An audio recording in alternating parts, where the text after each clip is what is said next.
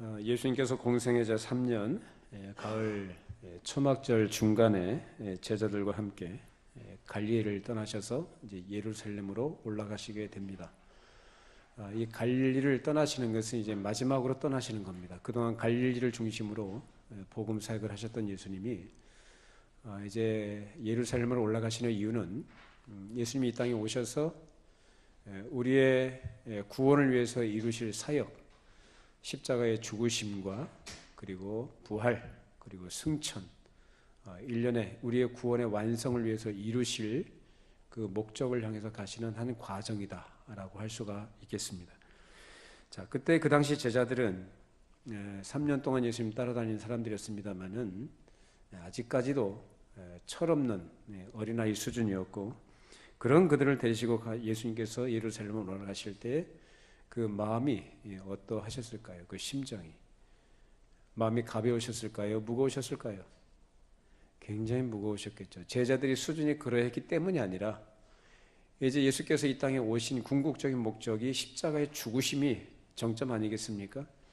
그 죽으심을 이제 하시기 위해서, 그 사역을 하시기 위해서 올라가실 때 그 예수의 마음은 굉장히 무겁고 굉장히 착잡하셨을 것이고 비장한 마음을 가지셨을 것입니다. 그때 예루살렘에 올라가신 예수님이 백성들을 가르치시면서 이제 마지막 여정에서 하실 일들을 하시게 됩니다.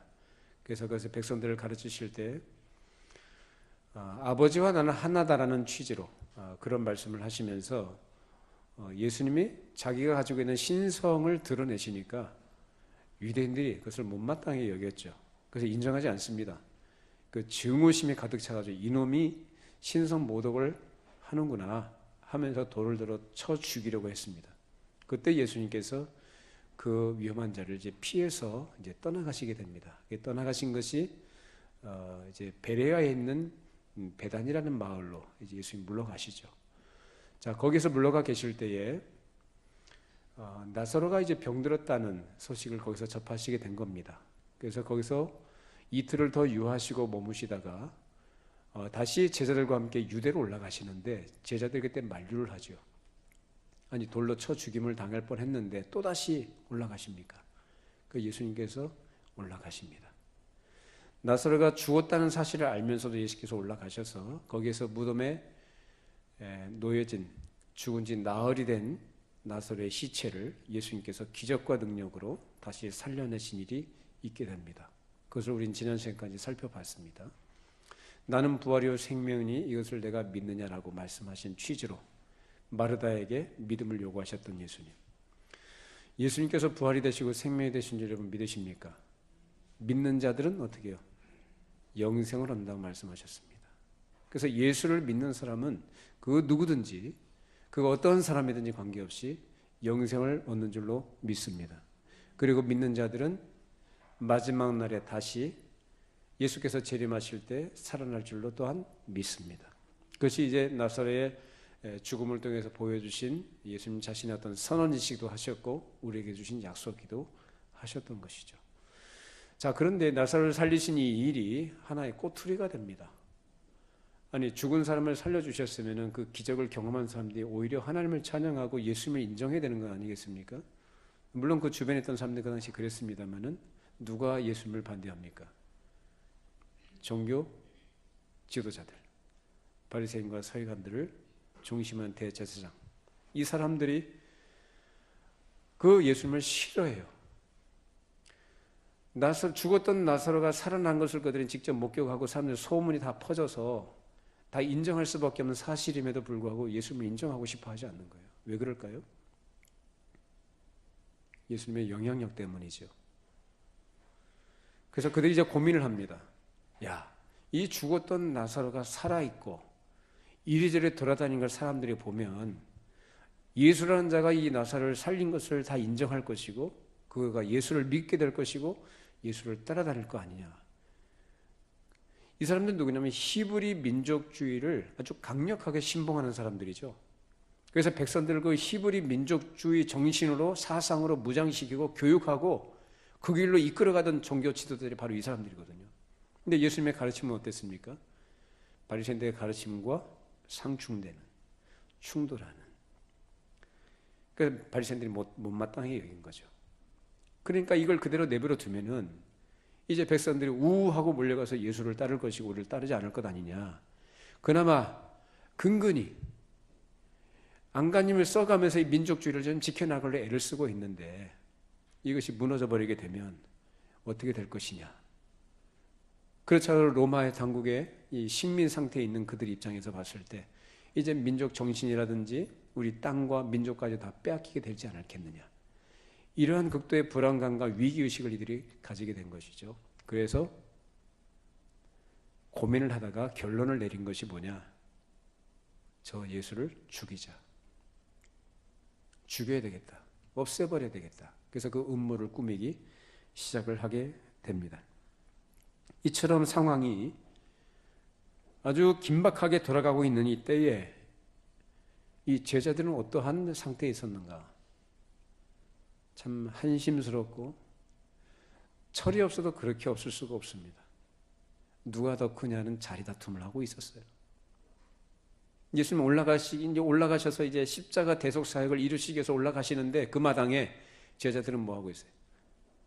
누가 크냐? 누가 더 높냐? 또 일반 백성들은 어떤 마음과 태도를 갖고 있었습니까?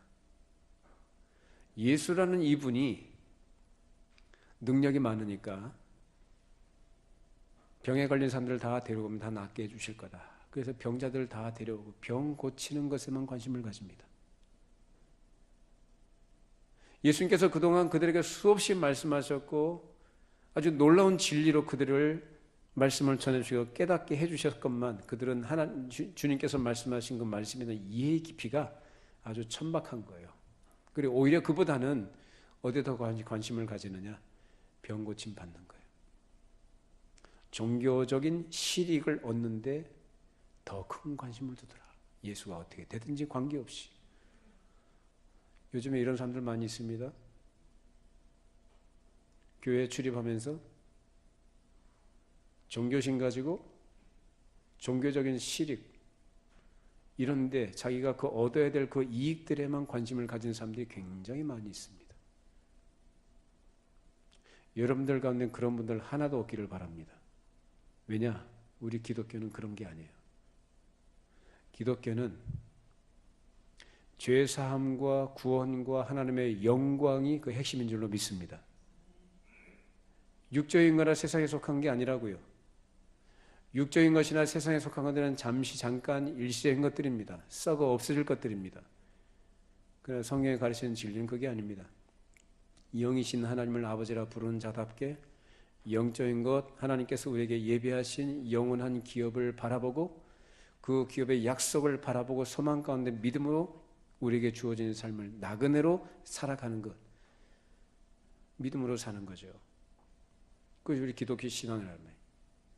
이걸 놓치게 되면 어떤 현세적인 종교에서 얻고자 하는 그러한 이점들을 생각하고 그것을 초점에 두고 생활하다 보면 그것은 기독교 신앙에 대한 오해를 가지게 되는 것이고 그에겐 전혀 유익이 없습니다. 이런 현실 속에서 이런 긴박한 상황 속에서 예수님은 그러면 어떻게 하셔야 하느냐? 태평무사한 때처럼 예수님께서 그들에게 평소와 같이 가르칠 수 있는 상황은 못 되지 않습니까? 그래서 유대인들 가운데 계속 계실 수가 없었어요. 그래서 예수님은 피하셔야만 했던 것입니다. 피하시는 것은 그들이 두려워서라든지 죽음을 겁내서가 아니라 아직 때가 안 됐기 때문에 그렇죠. 때가 되어야 하나님께서 정하신 때가 됐을 때 예수님께서 십자가에서 죽으시는 거예요. 근데 때가 안 됐을 때 예수님 죽으실 수 없는 거 아닙니까? 그래서 예수님께서는 피해 다니신 것입니다. 그 당시의 상황은 유대 종교 지도자들이 누구든지 예수를 그리스도로 시인하는 자들은 출교시키기로, 출교라는 건 그 사회에서 이 사회적으로 완전히 격리되는 것, 왕따시키는 거예요. 죽음이나 마찬가지입니다. 출교시키기로 결의를 했고 누구든지 예수란 자가 어디 있는지 알면 우리에게 신고해라. 그렇게 공포를 해놓은 상태였습니다. 그런 가운데서 예수님께서 예루살렘을 떠나셔서 다시 북쪽으로 약 60리 정도 되는 빈 들에 있는 에브라임이라는 작은 동네에 가서 거기서 유하게 되십니다. 거기에서 많은 사람들 또한 가르치고 많은 사람들이 거기서 예수님을 믿게 됩니다. 자, 그런데 예수님께서 에브라임에서 오래 계시지 않고 그동안 행하신 사역 가운데서 미진했던 부분들을 이제 거기서 보충하시기 위해서 마지막으로 베레아로 들어가셔서 거기서 이제 70문도를 둘씩 짝지어 보내시면서 각성 각촌으로 다니면서 전도를 하게 하셨고, 예수님도 거기에서 이제 복음을 전하신 일을 마지막으로 수행을 하시게 됩니다. 그리고 그 마지막 목표는 예루살렘이 됩니다. 그 예루살렘을 향한 마지막 여정을 이제 3개월간 이제 계속 진행을 하시게 됩니다. 그 베레아에 가서 전도하시는 가운데 일어난 일 가운데 하나가 오늘 우리가 읽은 본문 말씀의 사건입니다. 자, 다시 한번 읽어보십시다. 누가복음 13장 10절에서 13절 말씀 읽어보십시다. 예수께서 안식일에 한 회당에서 가르치실 때에 18해 동안이나 귀신 들려 앓으며 꼬부라져 조금도 펴지 못하는 한 여자가 있더라. 예수께서 보시고 불러 이르시되 여자여 내가 내 병에서 놓였다 하시고 안수하시니 여자가 곧 펴고 하나님께 영광을 돌리느니라. 자, 어느 안식일에 예수님께서 회당에서 가르치셨다. 변함없이 예수님은 늘 말씀으로 가르치셨죠. 자, 회당에서 가르치시는데 그 회당에서 한 여자를 보십니다. 그 여자가 어떤 여자였다고 합니까? 18해 동안, 즉 18년 동안 허리가 굽어져가지고 꼬부라져가지고 조금도 펴지 못하는 그 여자를 보십니다. 여기서 꼬부라졌다는 건 이중으로 굽혀졌다는 뜻입니다. 무슨 얘기냐면 기역자로 완전히 이렇게 꺾여진 거예요. 그 상태에서 몇 년 동안요? 18년 동안. 여러분, 그 남자도 아니고 여자 입장에서 18년 동안 그렇게 꼬부라져 있다고 한다면, 이 나이가 지금 얼마나 된지는 모르겠습니다만은 거의 20년 가까이 그렇게 굽어진 상태에서 지냈다고 한다면 한 여인의 일생으로서 얼마나 참 안타깝고 얼마나 참 불쌍한 그런 입장이었겠습니까? 그런 처지에 있는 여인을 예수님께서 데려다가 안수하시고 완전하게 고쳐주셨습니다. 18년 동안 굽어져 있었다고 한다면 완전히 그 척추가 변형이 됐을 거 아니겠어요? 그렇잖아요. 변형이 됐을 터인데, 우리가 어디가 팔이 부러진다든지 다리가 부러지면 기부스를 하잖아요. 기부스를 하면 기부스를 하고 있는 동안에 굉장히 가늘어지는 거 여러분 아시죠? 약해진다는 거, 그만큼 근육도. 근데 18년 동안 그렇게 돼 있다고 한다면 여러 가지 몸이 정상이 아니었을 거란 말이에요. 그런 거를 예수님께서 고쳐주고 낫게 해주셨다, 펴게 해주셨다라는 거예요. 근데 어떻게? 완전하게. 믿으시기 바랍니다. 완전하게요. 아니, 어떻게 그런 일이 있을 수 있습니까? 예수님은 하나님이십니다. 주님께 능치 못한 일이 없는 줄로 믿습니다. 여러분, 저 만민중앙교회 이재록 씨라는 사람이 뭐 기적을 일으키니 뭐 병 고치니 뭐 이런 일들을 많이 했다고 하죠. 근데 그 MBC PD수첩에서 방영한 걸 보니까 다 사기더라고요. 사기, 눈속임들. 어쩌다 낫는 것들은 어쩌다 그야말로 어쩌다 낫는 거고, 거의 다 사기, 속인 것들이에요. 성도들에게 보여주는 그 영상이라는 것도 전부 다 짜집기 한 것들이에요. 다 유리하도록, 자기들에게 유리하도록 만들어서 성도들에게 봐라. 그러니까 성도들은 그거 보고 와 하는 거죠. 완전히 신격화하고. 근데 공통적인 특징이 있습니다. 그렇게 신격화하고 추종하는 사람들의 공통적인 특징. 하나님의 영광을 위한 거냐, 자기를 위한 거냐라는 거예요. 뭐겠어요? 네. 이단이나 사이비들은 항상 인간이 가지고 있는 그 약점을 파고들어서 그걸 공략을 합니다. 사람의 만족을 채워주는 거예요. 자기 만족을 추구하는 사람들은 그래서 거기 뭐 절박하니까 가죠. 병든 사람들이. 그 마음을 이해합니다. 절박하니까.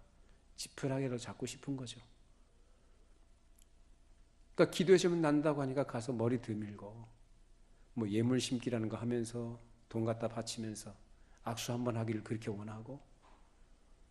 이게 뭐예요, 그게? 그게 성경이 가르치는 거예요? 도대체 성경에서 그런 걸 가르칩니까? 그러니까 여러분이 신앙생활을 제대로 바르게 하시려면 성경을 잘 아셔야 돼요. 예? 여러분이 갖고 있는 기대나 희망을 품지 마시고 성경에서 뭘 말하는가를 분명하게 잘 아셔야 한다 말입니다. 그래야 바른 신앙의 길을 걸어가요. 말씀을 따라가요. 말씀이라고 다 말씀이 아니에요. 인간들은 다 그래요. 속에 더러운 것들이 있고 악한 것들이, 죄성들이 가득한 것이 인간들이고, 그걸 가지고 사람을 또 속여먹고 사람들로부터 착취하는 이런 것들이 이단과 사이비들이에요.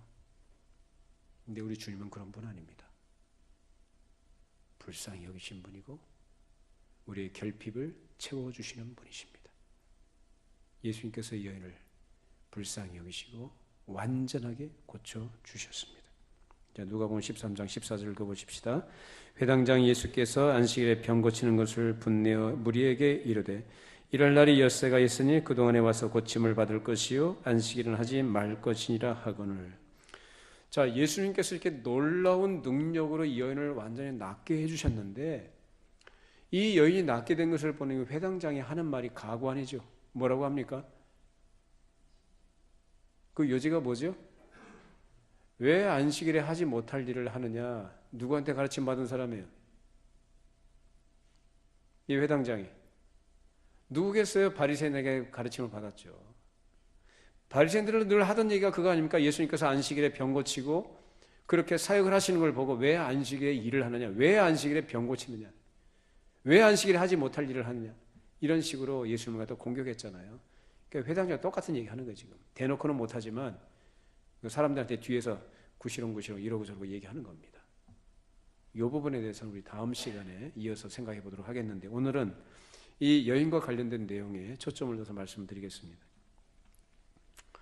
오늘 본문을 기록한 누가는 의사입니다. 이 사람이 그 의사고 역사가인데, 이 의사이기 때문에 그 사람이 보는 관점은 일반인과 당연히 다르겠죠. 일반인들이 보는 관점과 달리 의사의 시각으로, 그래서 예수께서 특별히 병 고치는 일들을 볼 때에 그 앞뒤를 살펴보는 겁니다. 그리고 나타난 결과가 무엇인가도 살펴보면서 의학적인 관점에서 보고 그것을 자세하게 그 의사의 소견을 얘기하는 것처럼 의학적 용어를 동원해서 이 기록들을 해 나갔던 것입니다. 여기서도 보면은 꼬부라져 몸을 펴지 못했다라고 했는데, 꼬부라졌다라는 걸 얘기하죠. 아까 말씀드린 이중적으로 굽혀졌다는 얘기예요. 완전히 기역자로 굽어진 것을 이 누가가 그렇게 표현한 것입니다. 자, 그런데 이런 상태에 대한 병의 원인이 무엇인가를 누가는 따져본 거죠. 보통 이런 일들은 자연계에서 발생하는 현상이 아니다라는 거예요. 누가가 봤을 때 어떤 현상이야? 특별한 상황 속에서, 특별한 세계 속에서 일어나는 현상이다라는 것을 누가가 거기서 얘기한 것입니다. 그래서 누가복음 13장 11절에 뭐라고 합니까? 귀신이 들렸다. 귀신이 원인에서 그렇게 됐다는 거예요. 근데 예수님께서도 이 누가가 판단한 것을, 그것도 예수님께서 또 다시 말씀하시는, 뭐라고 얘기하시냐면은 16절에 보십시다. 13장 16절. 그러면 16해 동안 사탄에게 매임받은 이 아브라함의 딸을 안식일에 이 매임에서 푸는 것이 합당하지 아니하냐. 자, 누가도 귀신이 원인에서 그렇게 진단을 했고, 예수님께서 뭐라고 하십니까? 누구한테 매였다고 합니까? 사탄에게 매였다. 여기서 우리는 귀신이 역사하는 것을 보게 되는데, 귀신이 들렸다는 말은 귀신이 원인이 돼서, 그래서 귀신이 그렇게 해서 꼬부라졌다는 얘기예요. 누가가 하는 얘기입니다. 근데 이것이 정신적으로 장악이 됐거나 또는 영적으로 그렇게 되다는 말 아닙니다. 단지 귀신이 역사를 해서 그 육신이, 신체가 그렇게 구부러졌다는 뜻입니다. 이것은 성경에 나타난 귀신의 역사 중에 특이한 경우인데요. 일반적으로 귀신이 사람에 접촉해서 그 사람의 정신이라든지 영을 장악하게 되면 어떤 현상이 나타납니까? 귀신이 들어가게 됩니다. 여러분, 보통 귀신 들렸다 그러면 뭐가 연상이 됩니까? 인격적이 돼요? 비인격적이 돼요? 그렇죠. 비인격적이라는 건 뭐냐면은 미쳐버리는 거죠. 미치거나 광기를 부리거나 헛소리하거나 고래고래 소리를 지르거나 눈이 뒤집어지거나 거품을 불면서 괴력을 발휘한다든지, 실제로 귀신 들린 사람은 그런 사람들이에요. 우리나라에도 그런 사람들 많이 있었지 않습니까? 옛날에 귀신 들린 사람이요 괴력을 발휘하는데 점프해가지고 초가지 위에도 올라가고 막 그래요. 뛰어가지고. 그 성경에도 나오죠. 거라사 제방에 귀신 들린, 군대 귀신 들린 사람 어떻게 해요? 쇠사슬로 끊는다고 하잖아요. 그러니까 미쳐 날뛰는 광기를 부리는 것을 우리가 생각을 합니다. 보통 일반적으로 귀신이 들 때는 그렇게 얘기를 합니다. 자, 그런데 이 여인의 경우는 그래 정신이 장악이 된 게 아니고 뭐만 지금 장악이 되어 있어요? 신체. 이 생리적인 조직이 어떤 부분이 장악이 돼서 귀신이 역사해서 그 허리가 완전히 굽어져 버린 거예요. 그게 몇 년 동안 지납니까? 18년 동안. 짧은 세월 아닙니다.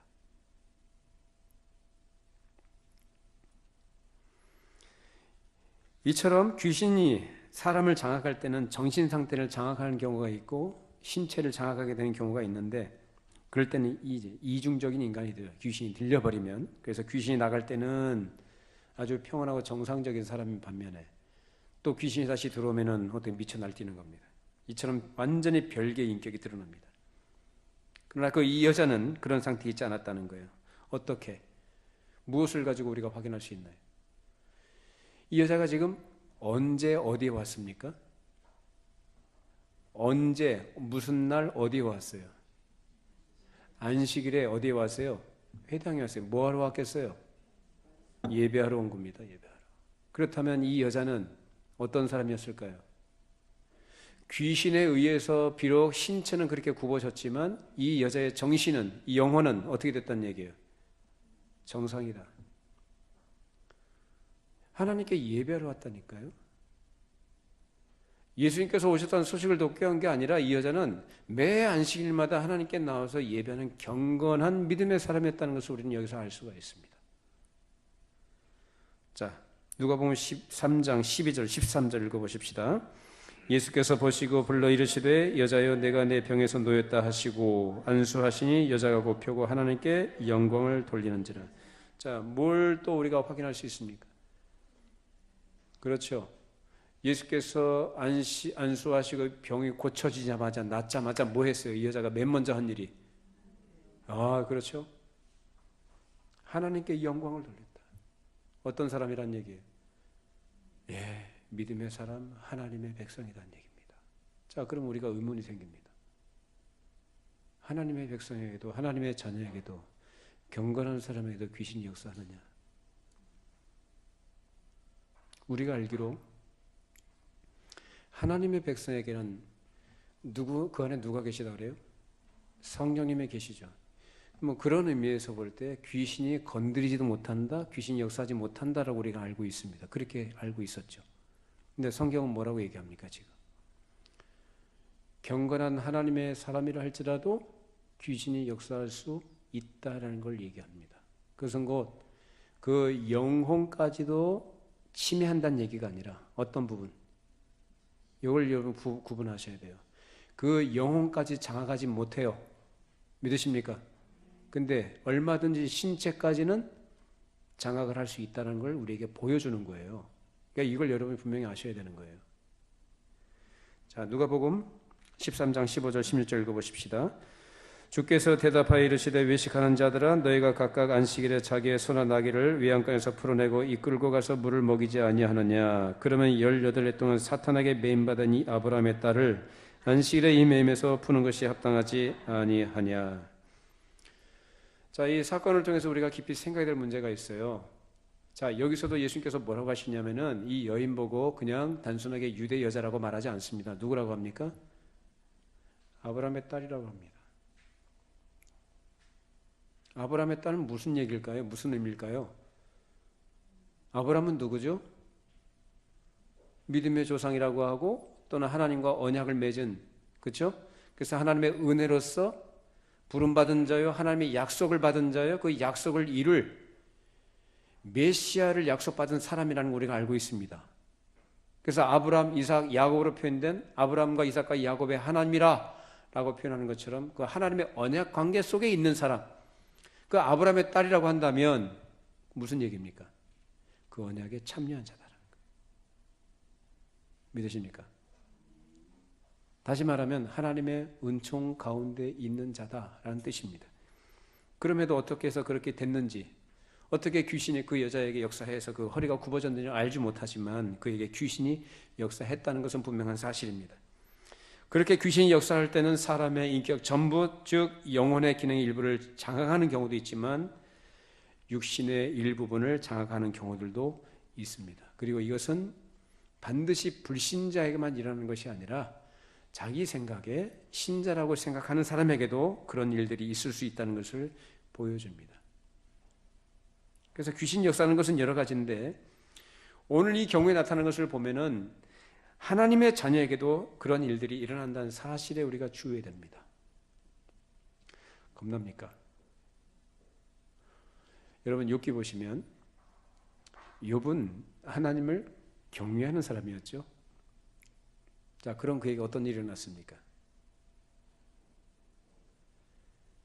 그가 하나님을 참되게 경외하고 하나님을 사랑했던 사람이었는데 그에게 누가 역사해요? 사탄이 역사했죠.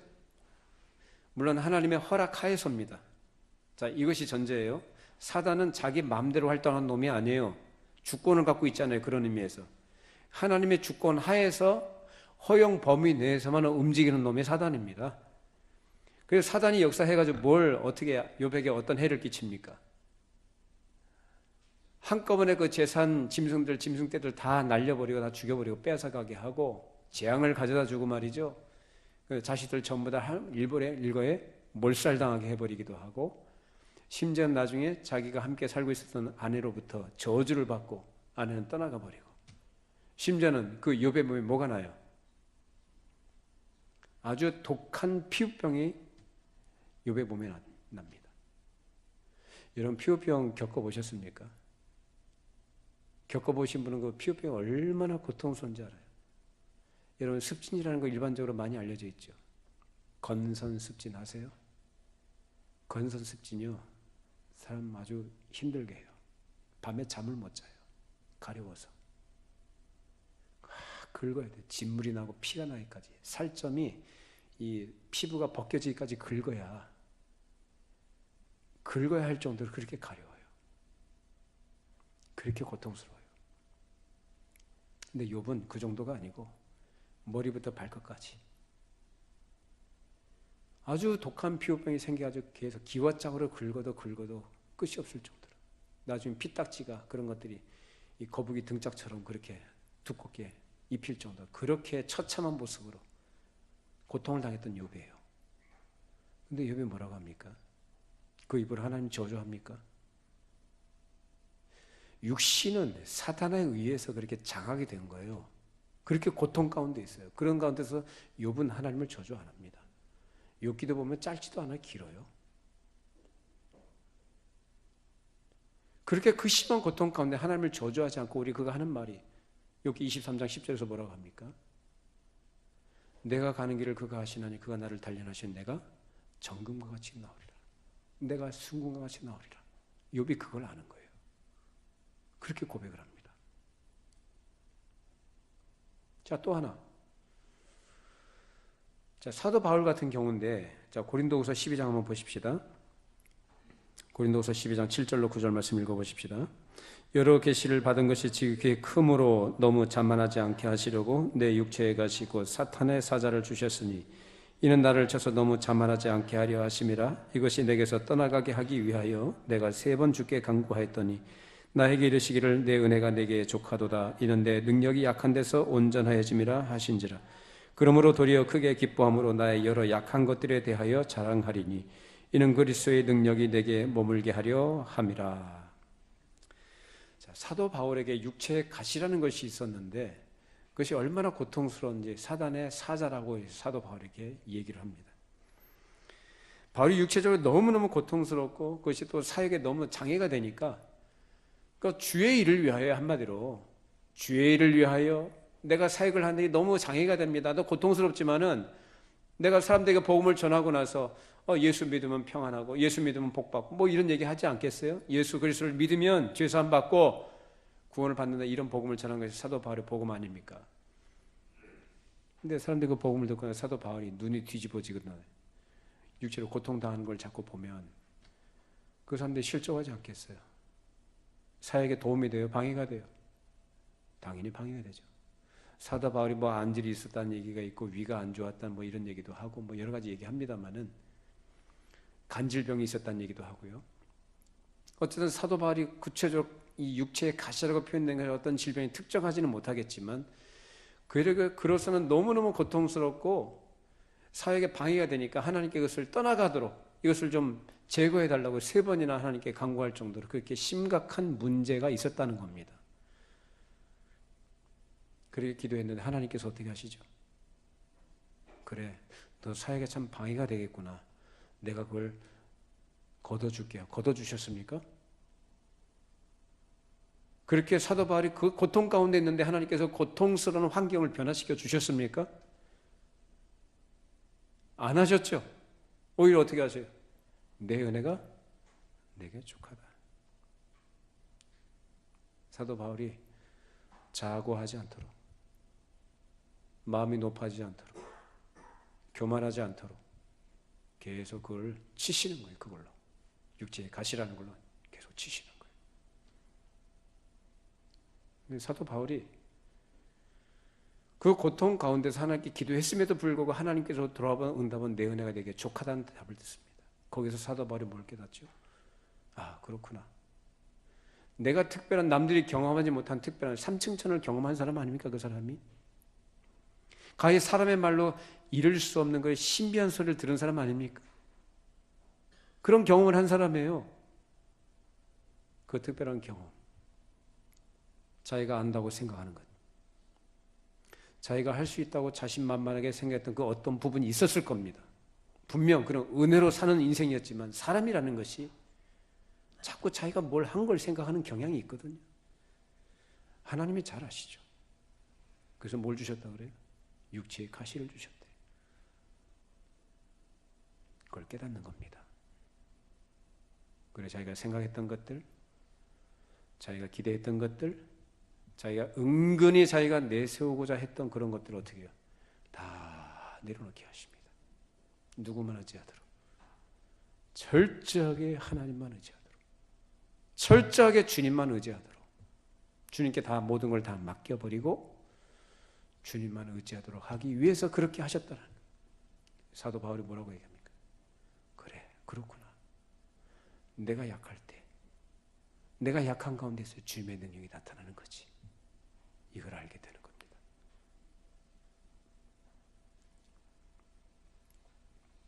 하나님의 자녀는 그러한 것을 자기 자신이 주님을 더욱 의지하게 하시는 하나님의 재촉으로 받아들이면 그로 인해서 믿음의 큰 담력과 은혜를 받지만 그렇지 못하고 못 견디겠다고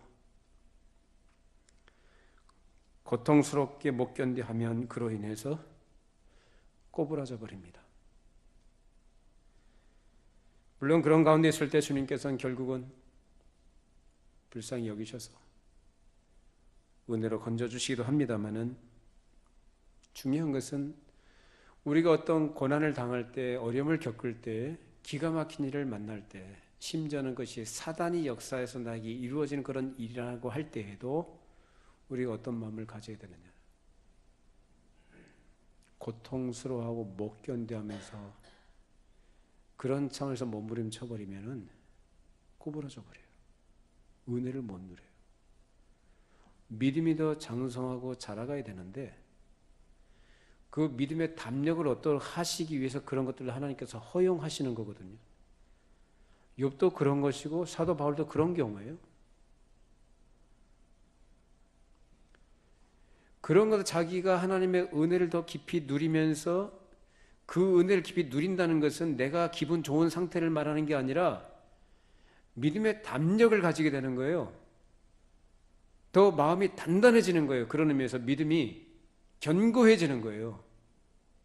그런 쪽으로 나아갈 수 있는 것인데 그걸 감내 못하면 짜부라든다고요.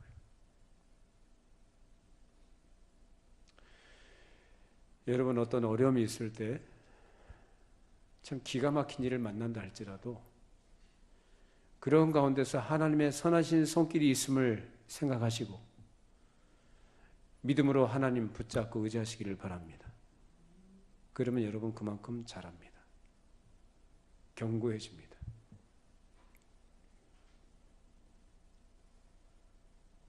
그래서 사람이 연단이 없으면, 고난이 없고 연단이 없으면은 달라질 것도 없고 자라지를 않습니다. 순결해지질 않습니다. 고난이 있고 힘든 것들이 있을 때 더 뿌리가 깊이 내리고요. 줄기도 더 강해지고 자랍니다. 온실 속에 있는 화초가 태양볕 아래 나가면 어떻게 될까요?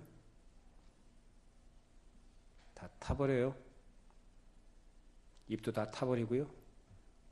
볼품없이 죽어버립니다. 근데 뜨거운 태양 아래서 비바람 맞고 자란 그 화초나 이 들풀들은 어때요? 네, 뜨거운 태양볕 아래서 죽지 않아요. 타질 않아요. 오히려 더 질겨집니다. 우리의 믿음의 여정이 그러한 것이고, 그런 과정 속에 하나님께서 우리를 이끌어가고 계십니다. 자, 사도행전 10장 38절 읽어보시죠. 하나님이 나사렛 예수에게 성령과 능력을 기름 붓듯 하셨음에 그가 두루 다니시며 선한 일을 행하시고 마귀에게 눌린 모든 사람을 고치셨으니 이는 하나님이 함께 하셨습니다. 자, 우리가 겪는 모든 일들이 다 마귀로부터 온 건 아니지만 크게 보면 하나님으로부터 온 것이요. 그 경험하는 일들이 다 성격이 다 다를 수는 있어요.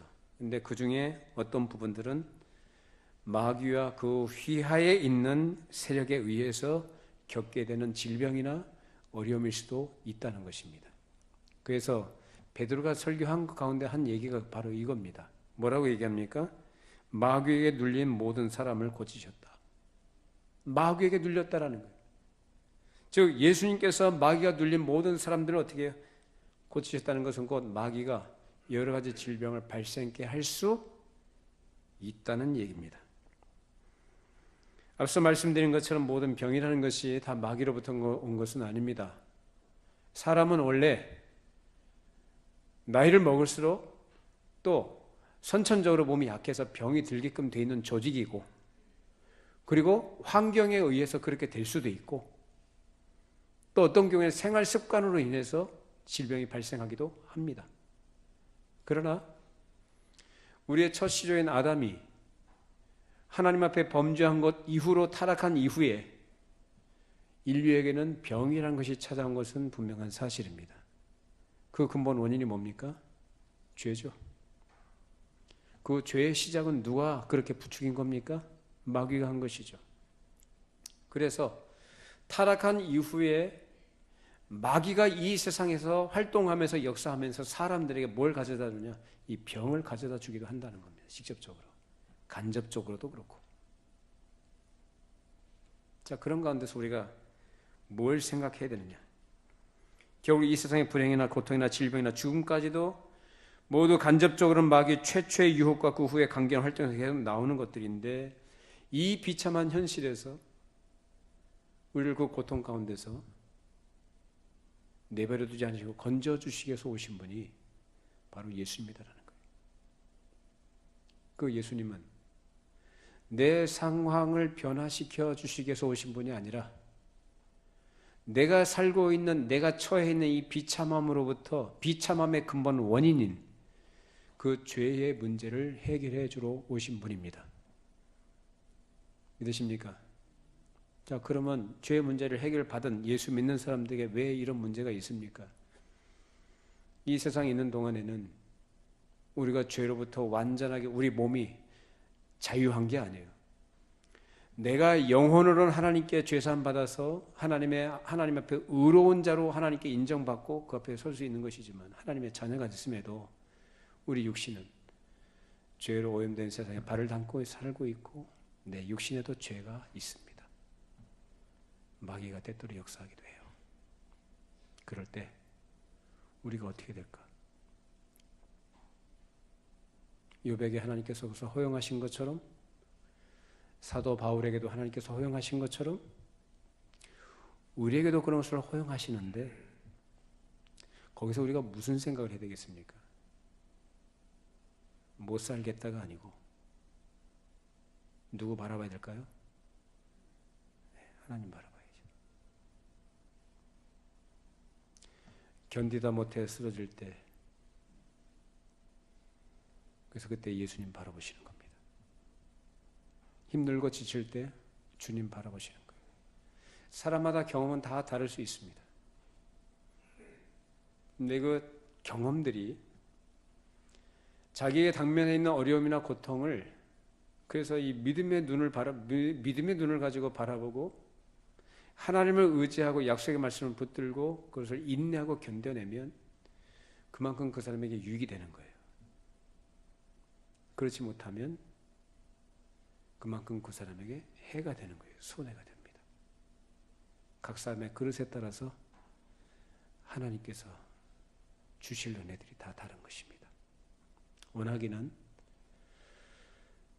우리가 앞으로 살아가면서 어떤 일을 만나게 될지, 현재 또 그런 일들을 겪고 있는지는 모르겠지만은, 그런 가운데 계시거나 앞으로 그런 일을 만날 때 이 말씀을 생각하시면서 좌절하거나 낙심하거나 주저앉지 마시고 거기서 꿋꿋하게 이겨내시고 버티시고 승리하시기를 바랍니다. 그 가운데서 하나님 의지하시고 나를 의지하는 게 아니라 내가 그동안 기대했던 것들, 내가 생각했던 것들 다 내려놓고 철저하게 하나님만 의지하고 하나님께 모든 걸 맡겨드리고 나가는 겁니다.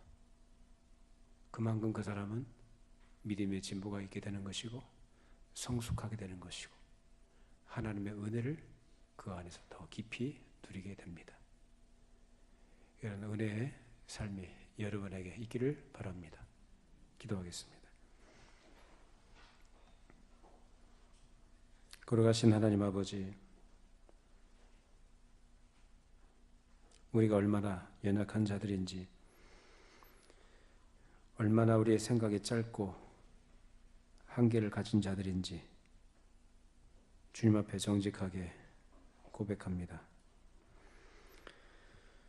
죄와 사망의 저주 아래 갇혀있던 저희들을 주께서 건져주셔서 하나님의 자녀가 되게 해주셨습니다. 그럼에도 우리가 가지고 있는 연약함들이 있기에 그 연약함을 빌미로 또 사단이 역사하는 것 때문에 우리가 힘든 일을 만나고 공간 가운데 빠질 때도 있는 줄로 압니다. 오늘 그것을 말씀을 통해 가르쳐 주셨습니다. 그러한 우리를 하나님께서 불쌍히 여기셔서 늘 은혜로 저희들을 이끌어 주시고 우리에게 굳건한 믿음을 허락하여 주셔서 그 믿음으로 또한 감내하도록 이제까지 인도해 주신 줄로 믿습니다. 앞으로 우리가 어떤 일을 만나고 어떤 공경을 당할지 모르지만 그 가운데서 이제까지 우리가 가지고 있던 믿음, 이제까지 믿음보다 더 굳건한 믿음으로 자라가도록 역사하시는 하나님의 일하시는 손길임을 기억하게 해주시고 그런데 절망하거나 낙심하거나 불평하거나 원망하지 않도록 우리 속에 성령으로 충만하게 역사하셔서 언제나 하나님의 능력과 도우심을 구하고 믿음으로 이겨나가는 주의 백성들이 되게 하여 주시옵소서. 약할 때 강함이 되시는 주님의 능력을